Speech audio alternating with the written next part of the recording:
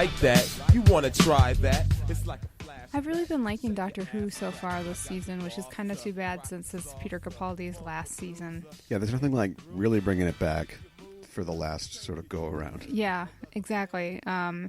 Bill has been great. Yeah. And the other guy, the little robot guy, hasn't been quite as annoying as I thought. Maybe I've misled you. I don't think that he's actually a robot. Oh, really? So these are long programs. Like, they're an hour long. Like Yeah. a full hour because it's British TV. And I feel like I can understand a British accent.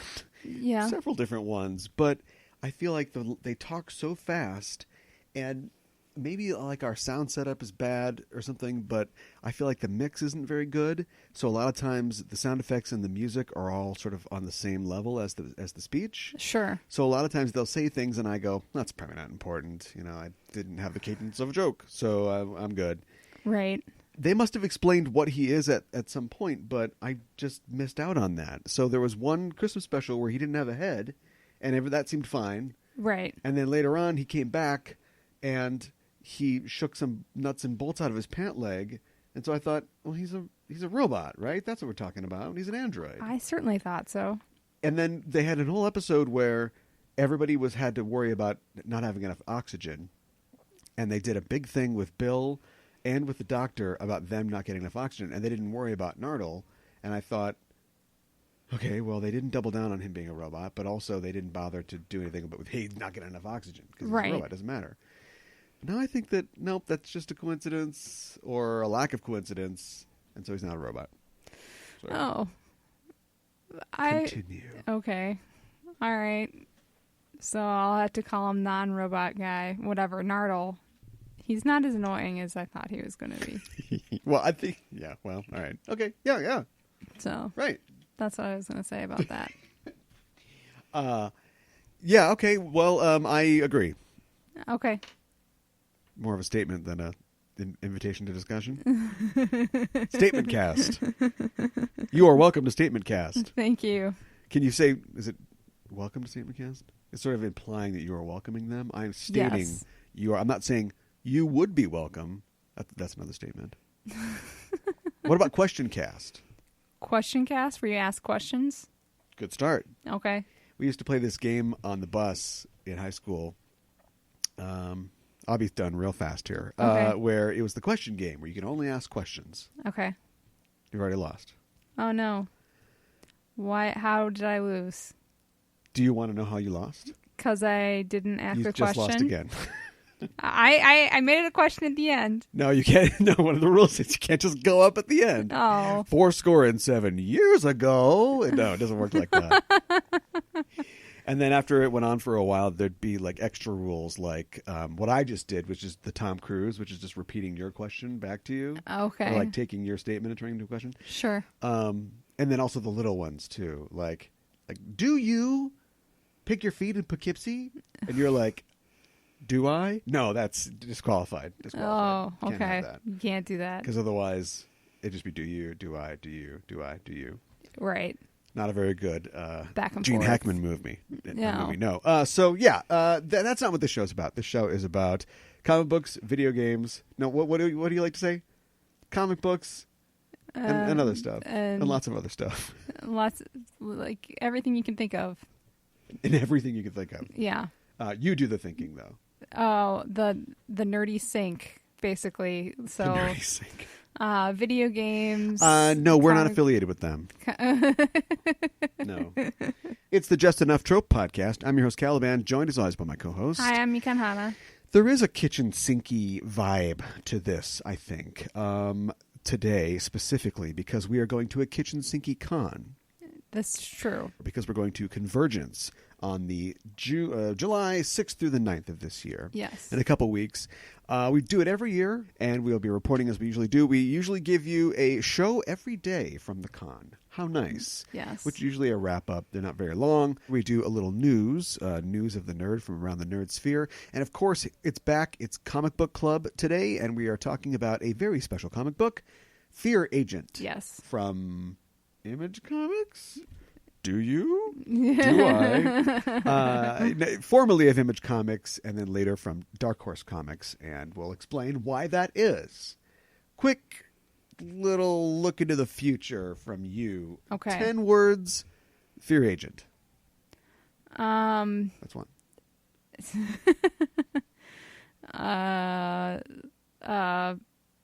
Basically, it's about this guy who goes on missions to wipe Space. out aliens. That's 10.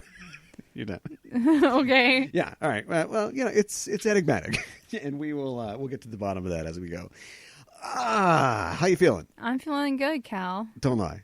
I'm very hot, but Yeah, other I know. than that, I am too. I'm good. And to that end, I think we should make this a short one. We've been over-delivering recently, I think, and so let's try not to keep people... it's like they have in school, like you had a professor, and it's like a lab class. There's just a class that goes for a while, and it keeps you right to like the end time. Yep. Every time people are leaving, he's like, where are you going? It's like, we've been here for like the whole time. All right, fine. And then like maybe on a Friday or after the big test, he's like, I think we got this wrapped up. You guys are good. 20 minutes in. It's like, okay, you can go. Right. Of course, in college, I mean, you're paying for every second. So it's like, I wish I had a time card when I went into class. So it's like, oh, you're going to let us go early? Okay. It's kind of like if I go home for my job early. Your boss is like, you can go home early. It's like, I can, but I don't know how I'm going to pay rent then. Right. I'll stick around because I need the money. Right. So if a professor was the same way, like they're pushing you, trying to wring every minute out of the lesson because they're going to get paid for each one of those minutes. That's true. I could change it. I could change education in this country. It needs a swift kick in the butt. How much is the average tuition these days? Oh boy, you would ask me that. I have no idea. It's got to be thousands. No, either. Thousands it's got to be a lot more than it was than when we went to school. Yeah. It's nerdy. School's nerdy. Yeah. We're going to continue. Yeah. And then especially we're not bragging, but like our schools, like private schools. Yes. Forget about it. Yeah, no kidding. It's got to be at least double. It has to be already. How would... Okay, more nerdy though. How would Tony Stark fix the education system?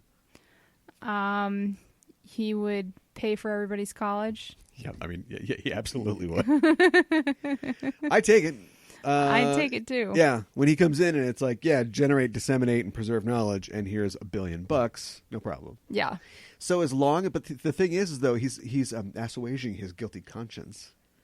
This is true. So what if at the end of Infinity War we find out that it's not really Thanos that's the driving force behind this evil drive to get all these things? It's like a group of like broke college students. Oh my goodness. Who are manipulating Thanos to continue to attack Earth, cause Tony to be guilty that buildings are falling over, and he's going to pay for everybody's college. As soon as they knock out Thanos, then behind him is just a bunch of guys in like raccoon coats with little flags. Are they still doing that? I guess that's yes. It's an older version of college. Ooh, that's how long they've been trying to pay off their student loans. It's a bunch of guys from 23 Skidoo, and they're like, "No, dang it, my forbearance." I would have gotten away with it too if it wasn't for if it wasn't for that billionaire in the metal robot suit that shoots lasers. You can never predict that that's going to happen. Hey, you bet you predicted there's going to be some news, and here it is. There's going to be a John Wick TV series. Oh, really? Yes. Okay. I guess the movies were that popular. They're popular for sure. It's not going to star Keanu, though, I'm guessing. Well, they've been talking about him possibly having a cameo. Okay. Like a Connor McLeod showing up to hang out with Duncan McLeod in the first episode of the Highlander show. Okay. All right. Which is just like... Because Duncan McLeod is just Connor McLeod, only with long hair. Sure. And like a different nationality. But whatever. They're still related somehow. Somehow. I don't know. Yeah, TV. So basically it's going to be... somebody was talking to the director of the John Wick 1 and 2, I think. I think 2 guys directed the first one. And I might be wrong. Okay. But one of the directors, Chad Stahelski, and he is going to be in charge of this thing. And it's going to be centered on the world of John Wick. Okay. I don't make any... I'm not trying to fool anybody. I did not really enjoy the John Wick movies. I know, I'm insane. I just didn't think they were for me. But the one thing that I really liked about them, that I felt like the first movie didn't really get into enough, and the second movie, I don't know, I didn't see it, is the world that he lives in. Okay. Because remember, yeah, okay, he's the guy, lots of guns or whatever. But then he walks to this world and here's a gold coin and go clean up this mess, or I'm going to stay at this hotel. And this idea that there's this whole society beneath ours. Sure. Of assassins and skullduggery and people, skulking around and like a whole other society that we don't know about. Okay. And I thought that was kind of cool.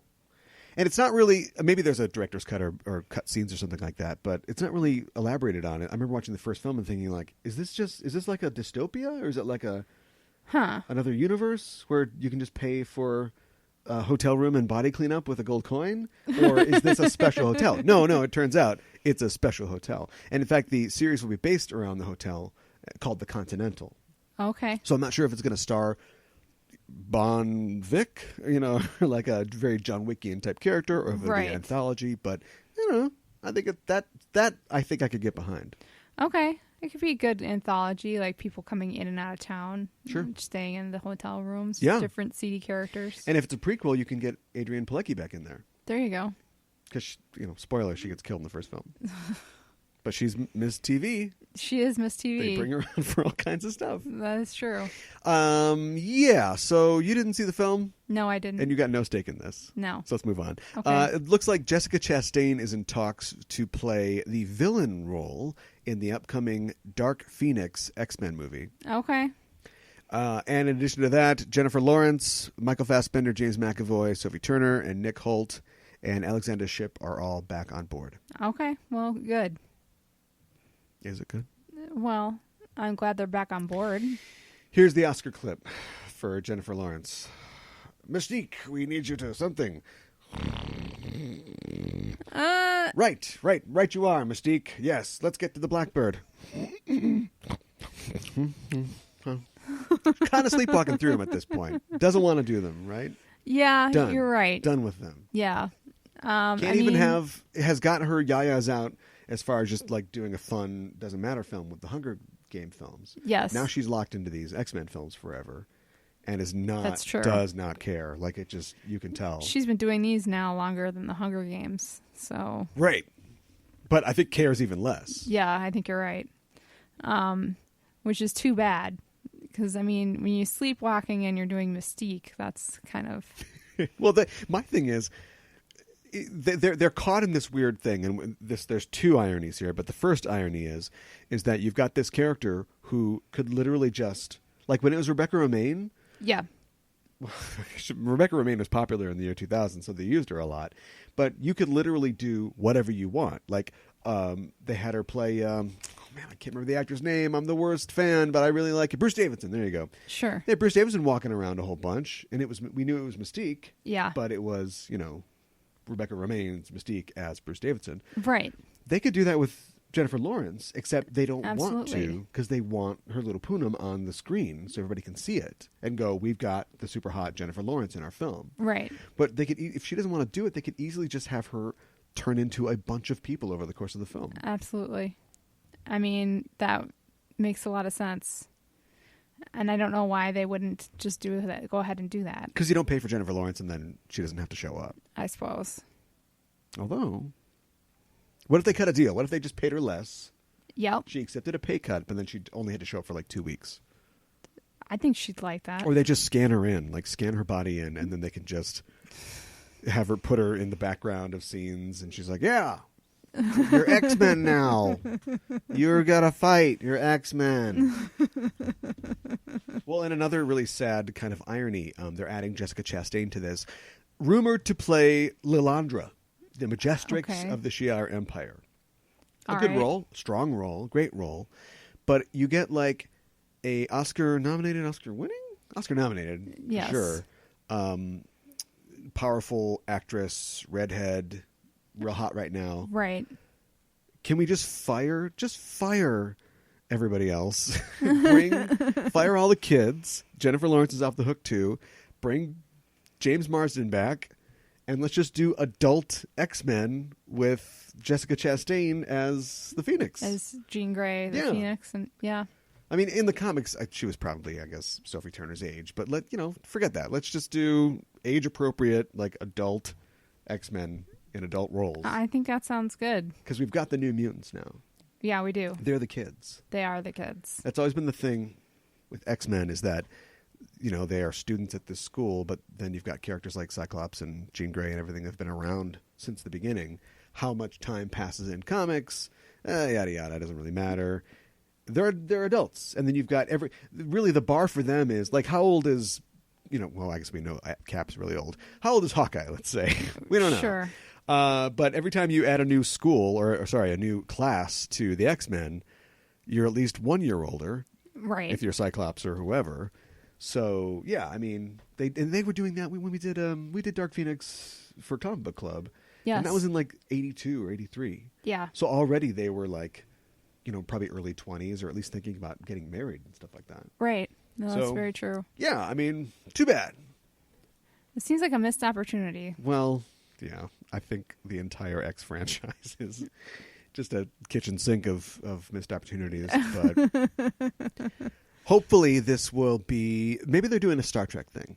Maybe it's like every other one is good. All right. Good one, bad one. Apocalypse. And we were having a discussion earlier today. I know we have to keep it for the integrity of, like, our movie segment, but sure. I have zero faith in any rating aggregate sites at this point. They just don't make any sense. No. So I don't know what the ratings were for Apocalypse. Maybe they're good, but I think it's generally agreed that X-Men Apocalypse, not a great film. I think so. So that means we're due for a good one. Yes. But will it be the New Mutants one or this one? I don't know. Does it have to be one or the other? Well, depends on which one comes out first. Or was Deadpool the good one? Did we burn that? That was the good one. Well, that came out before Apocalypse, though. That's true. All right. Well, anyway, the little Justice League news, flipping over to the DC side of things. Danny Elfman is set to compose the score for Justice League now. Okay. Junkie XL, a.k.a. Antonius Hulkenborg, was originally set to do the score, and he is departing, and now Danny Elfman's on board. All right. Well... We know what to expect then. Yes. From Mr. Elfman.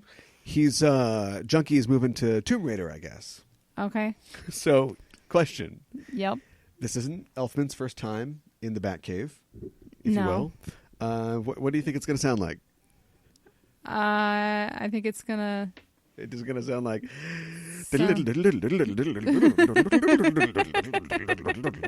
Just guessing. It'd be like if... it's not a spoiler. We'll talk about it later. But if, James Horner did a score and you're like, a lot of trumpets. Yep. New direction. So I think it'll be like that, except it'll be darker and grittier because that's their thing. I have to say...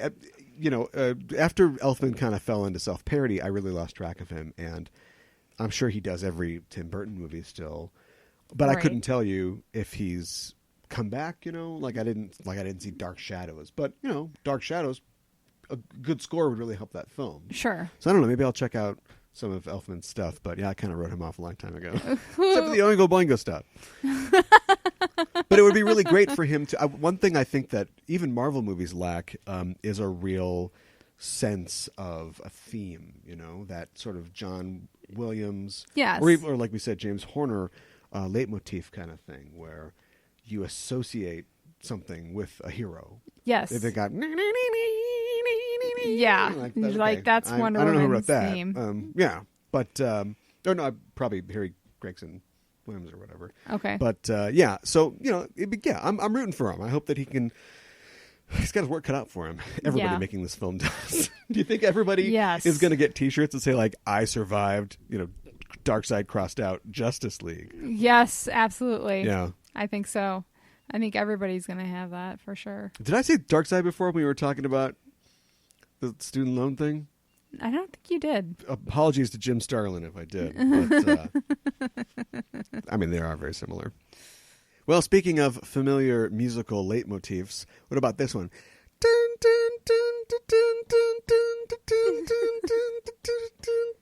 Right. Battlestar? Yay! There you go.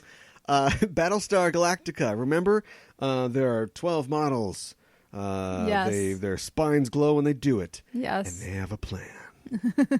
Well, they never had a plan. What? That's what Ronald D. Moore said recently. He was being interviewed. Well, actually, he was at a panel for the ATX Television Festival, and it was something of a reunion. A lot of the cast was there as well. And they were just talking about all the things that have happened since the series, started 14 years ago or whatever. And people asked him, like, so what was the Cylon's plan? And he's like, they didn't have one. We don't know. My That's something goodness. that the network added, basically. Or like, no, his David, Icke, is it? His writing partner and got together or like pitched to the network like, ooh, this will be good. They've got a plan. And then fans will be like, we got to stick around for this. And let's make it up later. Oh, my goodness. And they never made it up. Because if you look at their actions in the show, I guess they had a plan and it was executed at the end of the miniseries that starts the show when they blow everybody up. Did they have a plan beyond blowing everybody up? I guess Because their plan not. changes a bunch of times. First it's like kill the survivors. Then it's Right. have sex with them or something, or infiltrate them. And then it's like, no, they're deluded. Let's try to integrate them into our thing. And then it's like, who knows what's going on? And then there's half of them are with them and half of them are fighting against them. Right. And then they all get sick. And then they're following the nebula or whatever. They're looking for the eye in the space or whatever. And then Bob Dylan comes in, and it's pretty clear at that point, like, there's no plan. They have lots of plans. There are 12 models, and none of them can agree on the plan. It's like that sort of thing. But you do that sometimes. I guess so. And that's why I think that TV writers can both take a pass, but also, it's a nod of the head, wag of the finger type thing. Like, you can never get too far down on a writing group or like a showrunner or whatever for not having a good enough plan. Sure. But you can take them all the way to task for not taking the time. Okay, so you've been renewed, so you better start thinking about where this is going. Right. You know what I mean?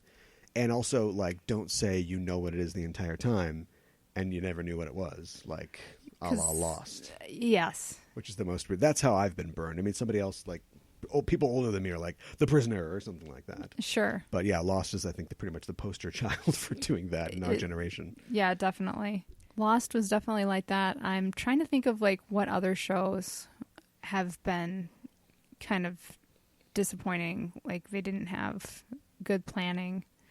But they were disappointing. Battlestar Galactica.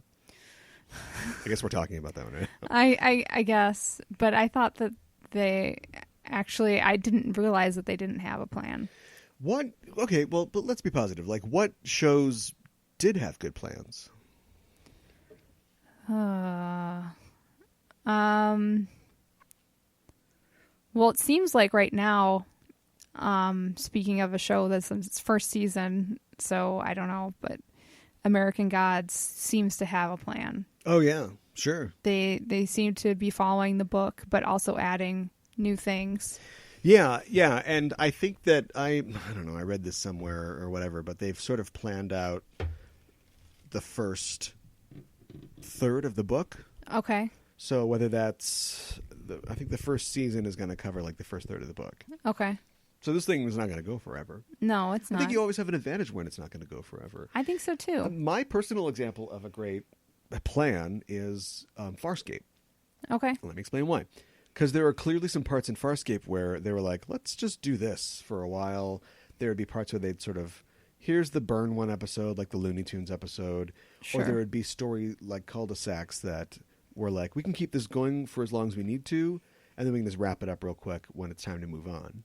And so they had a situation where I don't think they always knew that they were going to come back, and then one time they didn't. Right. Until they luckily, or fortunately got a chance to finish it with the Peacekeeper Wars movie. Right. But in the meantime, they'd do stuff like, I think they knew what their major beats were, and then they could just sort of fill in time in the middle.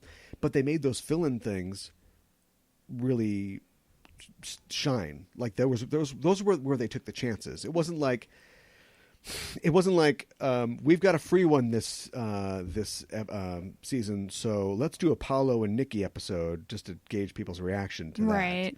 They weren't just screwing around. Like when they split John into two Johns, that was very important later on. ironically in another sort of delaying tactic, which was keeping Aaron from getting with the real John once the other John dies. Right. But that was very effective in their character development, but you could keep that going forever. And there were some great episodes where we would alternate between Talon and Moya. If people haven't seen the show, they have no idea what I'm talking about. And if they have, they're cheering right now. But either way, you guys are lucky. Right. You're getting to hear about this. No, I'm just kidding. But and so they could sort of keep that going. I mean, that could have lasted one episode or like 10, like it did. Right. And it sort of worked towards them being able to get done what they wanted to do. The show did end on a cliffhanger before it got to come back, but it was also a cliffhanger that was a real cliffhanger, not just, oh, what's going to happen? You know, we cut a scene in half, and then if we get some money, we'll do the next one. Like, it was really, you know, they've reached another milestone, and then something happens. Like, he proposes to her, she says yes, and then they both get melted by these aliens they'd never seen before, and it's like, what? What? So it doesn't just like leave you hanging. Right. Yeah. Are you a fan of cliffhangers? I am a fan of cliffhangers, although I also like to then like watch immediately the next not episode. hang off the cliff? Yes. Well, then you're not a so fan of cliffhangers. then maybe I'm not a fan. Yeah. I'm less and less. I'm trying to remember. I think Lost had some pretty major ones, but I'm a fan of the huge. I'm trying to think of a good example of a show that did this. Like maybe the Wire kind of wrapped everything up. But anyway, I'm a fan of the most or like a 75% resolution to what's going on. Sure. Climax style, and then some unanswered questions and maybe a new wrinkle going into like the finale. Sure. I really should be able to think of something, but we've just consumed so much TV. We really recently. have. But even though like I love Star Trek: The Next Generation, for instance, but they got, after Best of Both Worlds, they got really into that whole stop it in the middle of the scene. Yes. We'll see you next fall.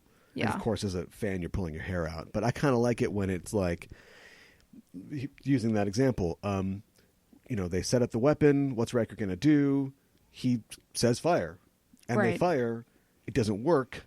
And so we've got the resolution of whether he was willing to kill Picard or not. But then the Borg go, I don't think so. And they take off. And it's like, oh, crap. Now this thing we thought was going to be the thing, it doesn't even, we're on a totally new plane now. Right. And when you save that till when you come back, you sort of lose it because it's the teaser to the next episode. Sure. When it itself is this big moment. Like, we thought that we were going to probably sacrifice ourselves, but at least it would work. And we don't even have that now. Right.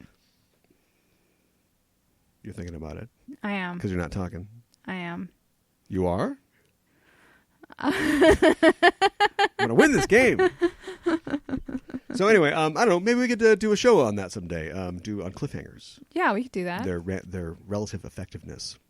And I wanted to mention real quick before we go, covering music. We have not actually done all that much. I'm not going to apologize. All right. I'll just promise that we'll cover music more in the future. Sounds good. Anita Pallenberg died recently.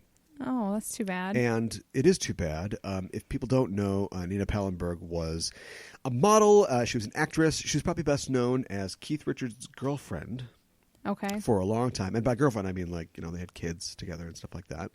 And she was in the movie Performance, the Nick Rogue movie Performance, starring Mick Jagger.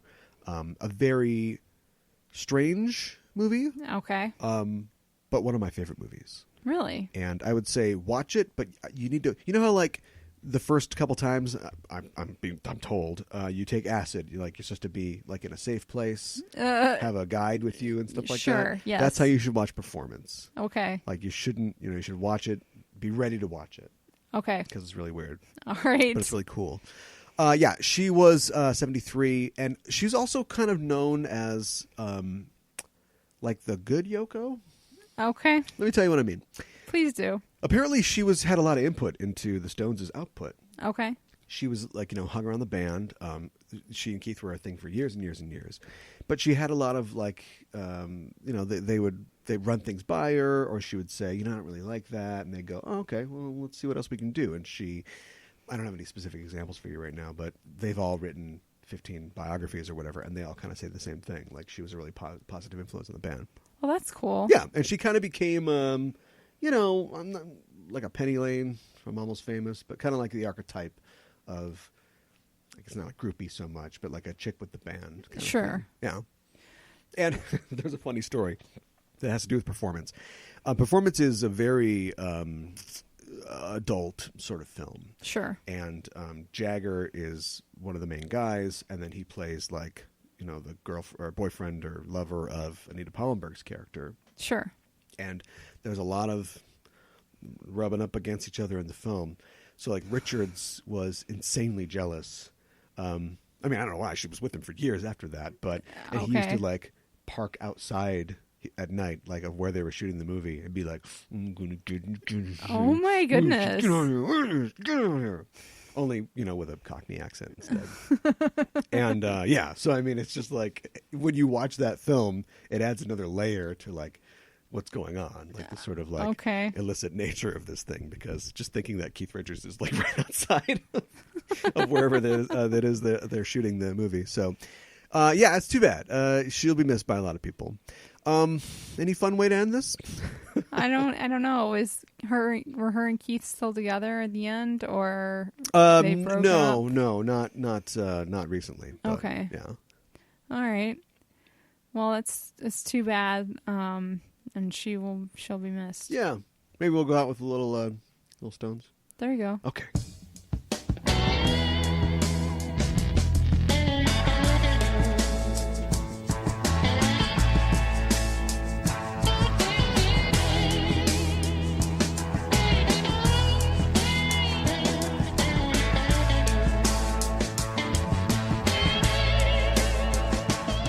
Comic Book Club is what we're talking about. That's right. And we looked at Image Comics and later Dark Horse Comics' Fear Agent. Mm-hmm.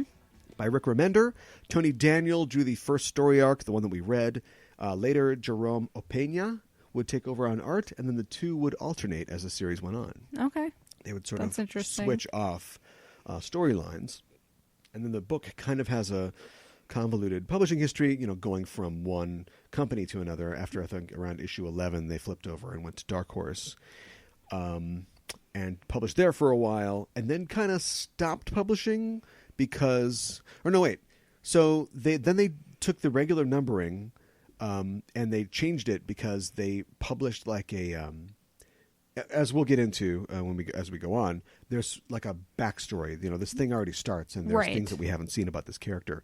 So they did like a 4-issue miniseries that gives you that backstory, but later on that gets slotted in as just like the 1 through whatever run. Okay, and it was presented sort of separately. Like here's a 4-issue 4-parter about this guy's past, and then Remender in 2010 signed that exclusive deal with Marvel, if you remember, and they stopped publishing altogether. Right. But then a couple months after that, they kind of got back on board because I'm sure he'd completed all the work and then just finished out the run with Dark Horse. Okay. Yeah.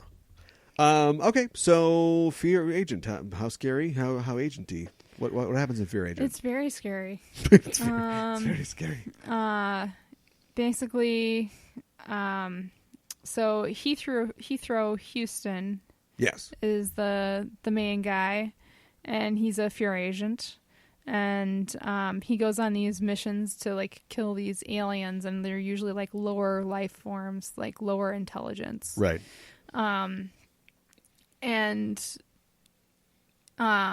He has to go. Basically, like he has permission to kill like these monkey people, but he needs to get this equipment back from them. Right. That they have stolen. Right. And they have stolen it because this hive mind, basically, this giant mind, which is super intelligent. Like these jellyfish type aliens. Yes. They're like controlling them. Right. And telling them to put this equipment together. And it's like a rocket. Yeah. And right away, it opens like with a scene with like a space trucker with like 4 legs. Yes. So like we're introduced immediately to the fact that this is your, I don't want to say run of the mill, but this is your like typical out there galactic sort of community universe. Yes. Where there's all this stuff going on, and he's hired. He's a human from Earth. We know that. Yep. Although in these first 4 issues, we don't really get a lot of backstory on that. No. But yeah, he's an exterminator. It reminded me a lot of Ghostbusters. Okay. In that there are these wacky, amazing things happening, but it's a very sort of mundane look at this sort of thing. Like you'd imagine if it was like Dirk Dixon in the 28th century, and he's flying around this amazing rocket, and he's meeting alien ladies, and teaching them to love. Instead, it's like he's the garbage man of this amazing universe. Like he's got this crappy job that he doesn't do very well and barely scrapes by, and he needs to, basically make money to get enough fuel to get to the next place where somebody else is going to give him another crappy job. Like he has he lives paycheck to paycheck with a spaceship. Yes. Mm. Yeah, absolutely. That's like half spacesuit will travel paycheck to paycheck on a spaceship. That'd be a good. I'll work on that. Anyway, you keep telling me what happens. So then he basically he kills a lot of these monkey people in order to try to get this equipment back, and then realizes he's not going to get this equipment back, so he's just going to blow it up. Right. That ends up blowing up the brain creature too, and he's like, oh well. And a lot of the townspeople get really mad because the monkey people are still invading their town and creating havoc. Yeah, in the course of doing his job, he sort of makes things worse. Yes. Yeah, right. Exactly. So then he gets in his spaceship and says hi to Annie, who is not really an android. She's like a TV like personality. She kind of runs the ship. And again, I mean, I don't want to give anything away, but it reminded me of a certain movie that we're going to talk about next week. Okay. That didn't do anything for you? He's got a spaceship that has a female voice like mine. Well, that that's true. That's true. Yeah. So maybe that was another influence there? Maybe. Yeah, I mean, he heads to this space outpost that we've seen in this scene at the beginning of the book. Yep. Where these sort of creatures have taken over and they're sort of eating everything. They're called feeders. Yeah, and he is actually familiar with them because they like eat everything, and all they do is create more of them. Yes. And once they get onto a place, like you have to destroy the whole thing, just to nuke it for more of it. But more than that, he notices another alien race there called the Dressites. Yes. Who appear to be seeding the station like on purpose, like they're doing this, for a reason. Yeah. And then with these oblique references that don't get flushed out now, but will later, he talks about how the Dressites like attacked Earth, and something happened there, like Earth is in a bad way for this reason. He meets another woman while he's there, another survivor of this named Mara, who's another human, ostensibly from Earth, that we don't really find out much about. No. At this point. She's a scientist. Right. And that's about all we know. Yeah. And she doesn't like him touching her. No. They hate each other, or she hates him at least. Yeah. And they escape the station ostensibly because the Dressites have loaded all these feeders onto ships. These space trucks, basically. They've been the first guy that we see who gets killed by the feeders is like a space trucker guy. Yep. Down to a flannel shirt and like a cap. Yes. And he wants some greasy spoon chili. That's right. And he gets killed for his trouble. And so they've loaded his and other people's ships with these feeders, and they've sent them to Earth, like in Earth's direction. And so he and Mara get in his ship, Annie, and they try to follow. And in trying to get there ahead of them, they activate like warp drive or whatever, but they don't do the calculations quite correct. Right. And they end up on a different strange planet. They crash land on. And then there's like robots there that are pretty lethal. And then they find another ape-like species, but they're intelligent and can actually communicate with them. And the robots seem to, it's like a kind of robot holocaust situation where they've sort of taken over all the burned out cities and stuff like that. Yep. And they're called the Titaldians. Yes. And he recognizes the Titaldians, but they seem sort of primitive and not as like advanced as he's seen before. Right. And he starts talking to they're met by these other creatures, like these giant green kind of guys. Yes. Who live like in the ruins. And he starts talking to these guys, and they start telling him a story about how their leader was this guy who's really important, and they were kind of working on cyber technology or whatever. Yep. And then the leader like got sick, and they used like this cyber technology to like fix him or something. But then things got weird after that. Like everybody started getting these cybernetics, and it kind of started to take over their society, and everybody became like fully robots or like cyborg, brains in a robot body type thing, and they took over. Right. So they've been fighting these guys, and he realizes, wait a minute, these Titaldians are the Titaldians from the past where I'm from. Yes. Like we've gone back in time through a warp by using the ship wrong or whatever, or using too much fuel. We're like 20,000 years in the past. And he figures out, wait a minute, I have a chance then to stop the robots now before they wreak havoc on Earth. Yes. And try to, maybe it's a paradox or whatever, but do a Marty McFly type thing and save the world. Yes. Or his planet. And so he and the green guys get ready to fight them. And, I mean, we usually go through everything that happens in a comic book, and this is really the first act of a longer story. He loses. Mm-hmm. He loses bad. Yeah. Like, everybody dies. Yeah. And then he does this thing where he's fighting, like, the leader of the robots, and it's like this giant robot. And he does this thing where, his jetpack blows up or something, or he gets shot or something, he falls down, he's like, now I'm gonna, and then, like, the robot steps on him with like a giant like spiked shoe and like stomps on him like 6 times, and he's dead. Like that's it. He's dead. I know. And that's it. That's the end of the 4th issue. And that's the end of the first arc. What? Yeah. And it's like, how is it supposed to go on from here? It does. It's 32 issues. It goes on way beyond that. And it follows him, right? Yeah. So it's for just reading the first arc, it makes you want to read more for sure. Well, I think that Rick Remender is very talented in doing that sort of thing. Now, knowing that it's a Rick Remender story, do you see? I mean, I make fun of him all the time. Not really make fun, but just point out that there's similarities in the things that he does. Yeah. Do you see similarities to like Black Science? Yeah. I mean, he's kind of a reckless guy. You got a guy that's very intelligent, and or smart. Well, that same thing. I mean, skilled, has specialized skills, has like a spacesuit with gadgets. He's fighting aliens. He's of questionable morality.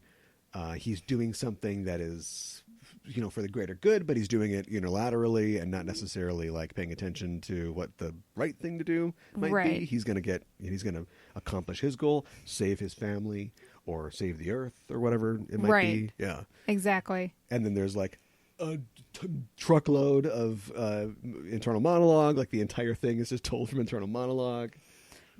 It's done at great personal injury and sacrifice to himself. He's also kind of jokes at how he's an alcoholic. Jokes? Yeah, I mean, he is. It's not a joke. I mean, yeah. Yeah. So, yeah, and definitely the wanting to save his own family selfishly. Right. Above all else. Yeah. Because there's been this, we know that something's happened to his like wife and kid. Yeah. And he feels like if he stops the robots, that maybe he could bring them back. Yeah. So. There's a pitch. That's a good pitch. Yeah, it is a good pitch. Yeah. A lot of people really like this book, and you'll see when we talked to Remender a couple of years ago.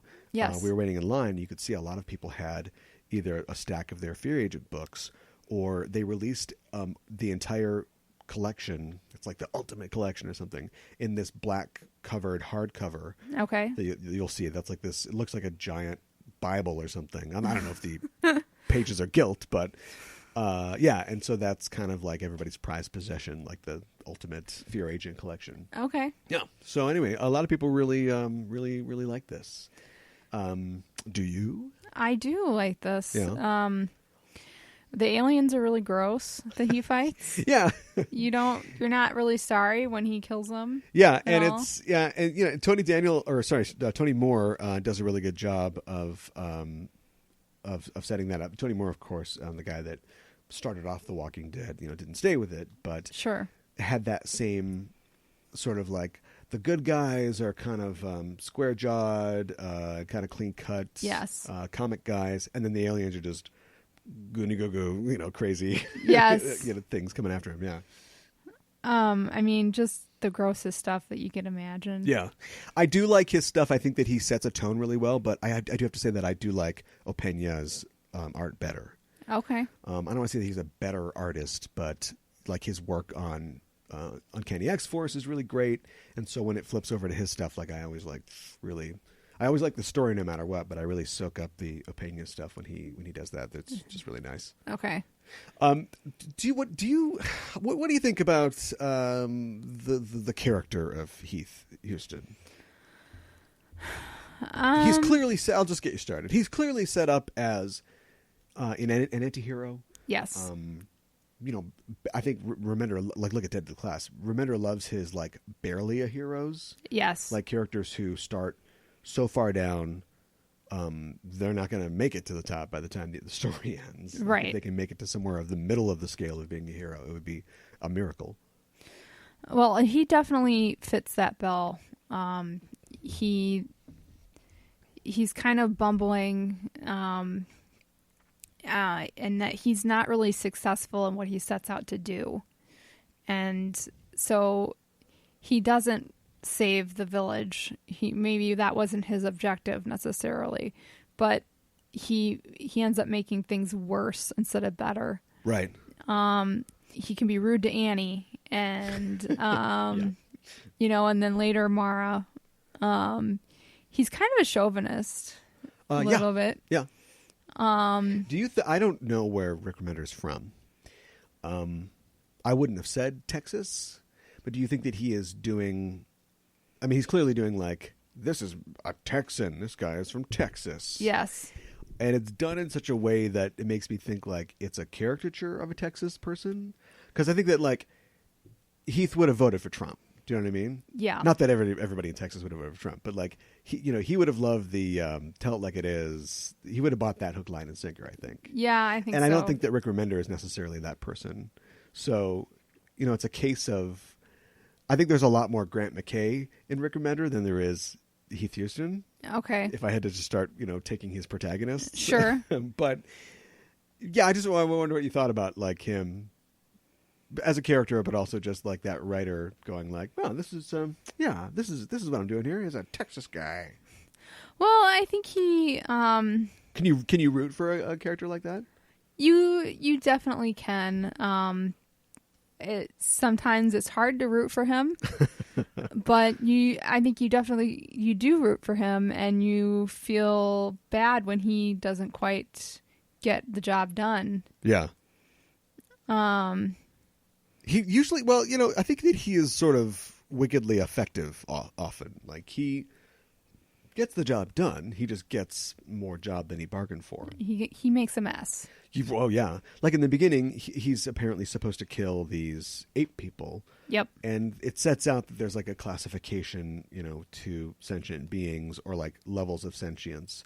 So as an exterminator, whatever he does, like he can kill D's through F's. Right. But like A's through C's, are like people. That would be murder then. Right. It was legal. It's murder. Right. So, but he's like, there's a lot of people I went to high school with that wouldn't pass for D's. So he's already introducing the idea that like this is a real fungible sort of scale of morality here. Right. And then in the course of killing all these clearly intelligent cavemen, I mean, they're not doing Sudoku, but they're thinking people. He meets this jellyfish brain, which has psionic powers and does this cool thing where the second like he runs into it, it blasts him, and then he's like, I really want to bash my brains out with a rock, but I know that's the jellyfish talking. And he has like a psionic shield he's able to put on to block that. And just in defending himself, he kills that thing. Right. But then in killing that thing, he just blows up the entire mountain because he's like, well, this is a crime scene now. So basically I'm covering my tracks. Like if nobody knows that I killed an A level, then I guess it didn't happen. Right. So it's like, yeah, okay. That's what a murderer says. Right. He's making the law fungible to him. Well, yeah. Is what he's doing. Because, as far as he's concerned, it only matters and the way that applies to him. That's exactly right. And that's what a sociopath says. Yes. So doesn't look good for him, is what I'm saying. No. And I will say, I mean, without really wrecking anything, like the continued story, Fear Agent goes to some really weird places. In the best, Remender style, every time you think it can't be ratcheted up any higher, he finds a way to just make it higher and higher. Okay. And the story does become a story of redemption for this character. Okay. Him basically doing a lot worse things than he's done in these 4 issues to try to get to a point where he can, it's all worth it and it makes it all better. Well, it's good to hear that it's a redemption story for him. Yeah. And that makes me feel better about the character. And As much as you can. yes. Yeah. Exactly. Would you recommend this to anybody else? I would recommend this, definitely. I would recommend it if you like science fiction, if you like Rick Remender stuff. Yeah. And if you like seeing anti-heroes kind of Yeah, for sure. get the job done. Yeah. I like it too. I think it's one of those, comics, it's a new world now. Do you know what I mean? Mm-hmm. I guess I'll tell you what I mean. It isn't just like Thor, it hit, I don't know, issue 900 a while ago or something like that, or whatever, where it's just going to go on forever. And how many times is Ragnarok going to happen, but not, because I guess it didn't happen. And when you get something like Image or even Dark Horse, and a creator's allowed to do something, well, we just talked about this with Farscape. There's an element of keep it going because we're selling ice cream bars and this show has 26 episodes a year or whatever. Right. But also there's a story that you tell, and maybe at some point you go, okay, well, this is where I wanted to go. The story's over. Remender, I think more than not, has gotten a chance to do that. And so there are some parts of Fear Agent that I feel, within 32 or so issues are treading water. He, for the most part, gets to do that. And whereas when you get to the last issue of Fear Agent, maybe you wish that there was more, but at the same time you can feel good because, and time travel is going to come back. It's not, that is a big part of the story. So, a creator wants to make a story that also has time travel elements and things are going to affect other things. And you can only write to a certain point before you start to get yourself in trouble, depending on how this thing is leveraged. It's just neat that he got a chance, even going from one company to the other, and then also signing on, so we can't do any more work on this for another company, that he got to bring it all together. I mean, it doesn't surprise me that people like it so much. And I like it too, and I would also recommend it. That being said, I don't think it's super sophisticated. It's certainly not his most, something like Black Science is certainly more sophisticated. Yes. But yeah, I mean, the sort of, anti-hero guy who does something that you would never do or you wouldn't normally like root for, you get pleasure out of getting to root for a guy like that. Yeah, you do, for sure. When he does something that you would never do, or be like horrified to see happen, a little bit of vicarious living there. Yeah. Vicarious dying. Yeah, so that would be a double recommendation for us. Do you think that we will ever say we don't like something? Maybe. Because, this isn't craft of surfaces here. We do get to pick things that we like or that are good. Yeah. They're remembered for a reason, but I don't know. We'll try to fit something bad in one of these days. Oh, boy. But there you go. I hope your pocketbook isn't afraid of the agent that sells comic books at your local comic shop from all the recommendations we've given you. But you're welcome. Yeah, go check it out. Fear Agent. Next time, that is in 2 weeks on Comic Book Club. It's going to happen. Whether you want it to or not, it's going to happen. Spider-Man coming back. Oh, boy. That's right. How do you feel about the Tom Holland Spider-Man movie? You've seen it. The trailer. In 3-minute form because you've seen the trailer. Yes. I'm looking forward to it. I like him as Spider-Man a lot. Yeah. So I'm really hoping it's good. What about as Nathan Drake? No, I'm just kidding. I am less enthusiastic about his we'll Drake. See. We'll see. But we'll see. Well, we're going to do some Spider-Man comic books to get ready for Spider-Man Homecoming, and I thought that we should do something that has always been talked about There's the Clone Saga, or that one where he lifts up the thing because he's got to get the medicine to Aunt May. Like, what are the greatest Spider-Man stories? And this is one of those stories that is always kind of on a list at 9 or 10, but you don't know many people that have read it. Okay. And so it's kind of one of the lesser known stories. We're going to do The Death of Jean DeWolf. Okay. It's a 4-part story. Took place in Spectacular Spider-Man issues 107 through 110. As a famous story, this is available. You can get it in graphic novel form. You can get the issues itself on, Comixology or Marvel.com, Unlimited, whatever. So you have an opportunity to read this. The Death of Jean DeWolf, a famous character in the Spider-Man mythos. Spectacular Spider-Man 107 through 110 next time on Comic Book Club.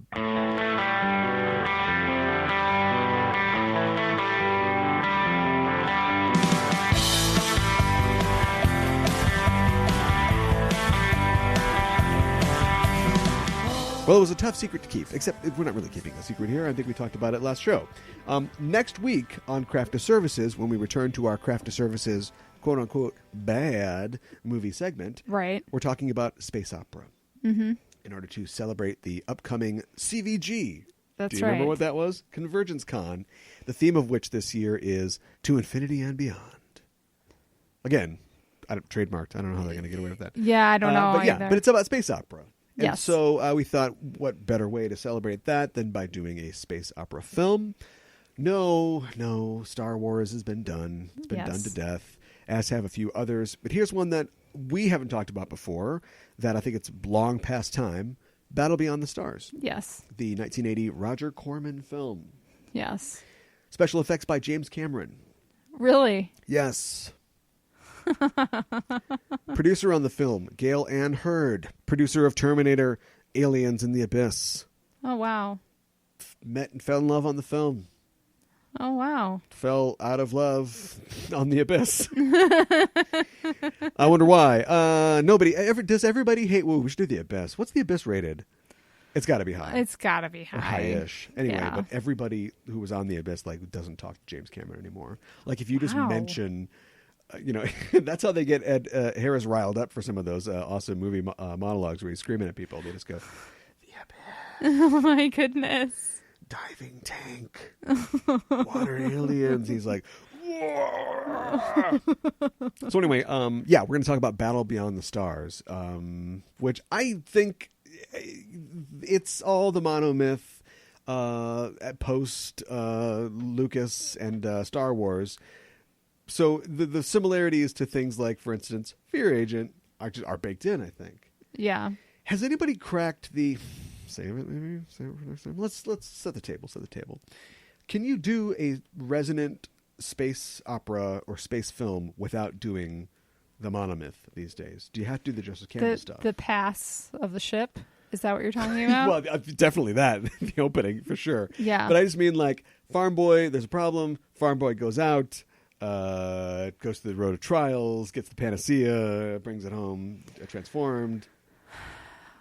I mean, I think you see this a lot with movies that were trying to replicate what Star Wars had. Yeah, right. But I'm just saying, like, if you watched a space movie from 1976, would you see that? Probably. Oh, okay. Well, don't you think? Research, and we'll talk about it next time. Okay. I'll take that challenge. No, I don't not think so. I mean, it's a monomyth for a reason. Like Campbell, pulled this from myths that were thousands of years old, and he's making a point that like it's the story that gets told over and over again. It is a hero with 1,000 faces. Sure. But is Mark Hamill 1001? Or is that 1002? Because he's got two faces. Oh, no. Whoa, Mark Hamill should have done the voice for Two-Face.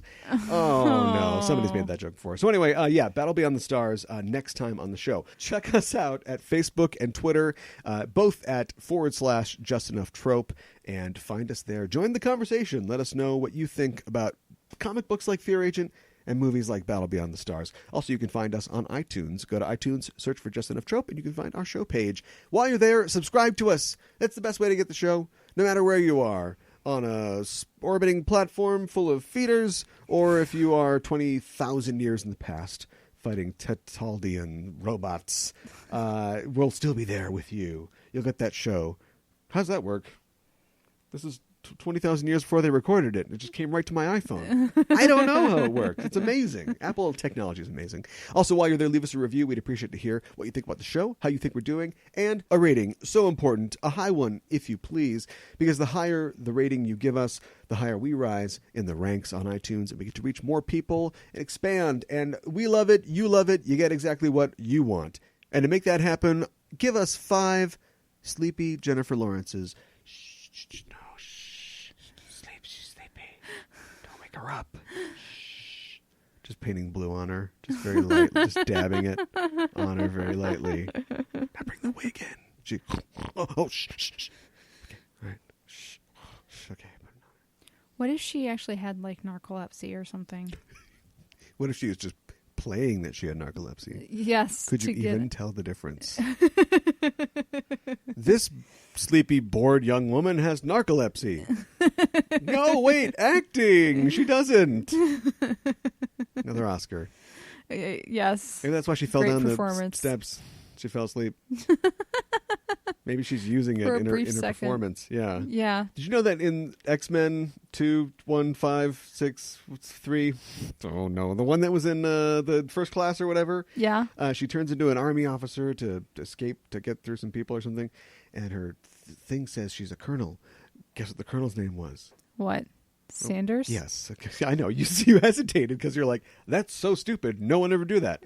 X-Men First Class. Anyway, Oh my goodness. let's stay away from that and give us stars like a general. 5 stars. Not a lot of those. Yeah. Eisenhower. I forgot who my 5-star generals were. Patton? Westmoreland. Anyway, give us 5 stars like a 5-star general, and we'd appreciate that.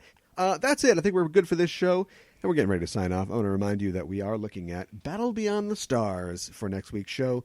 So check that out. You're not going to regret it. Come back here next week and talk about that with us. Until then, I'm your host, Caliban. I'm your co-host, Mikan Hana. Keep the geek fires burning.